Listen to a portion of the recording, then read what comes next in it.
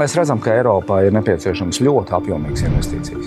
Mēs redzam, ka ir nepieciešams investīcijas ne tikai klimata pārmaiņu dēļ, ne tikai drošības un ģeopolitiska pārmaiņu dēļ, bet arī vienkārši audzējot ekonomiku, darot ekonomiku inovatīvāku, digitalizējot Eiropas ekonomiku, uzlabojot iedzīvotāju prasmes, atverot šīs iespējas. Un šeit ir milzīga loma finanšu tirgiem.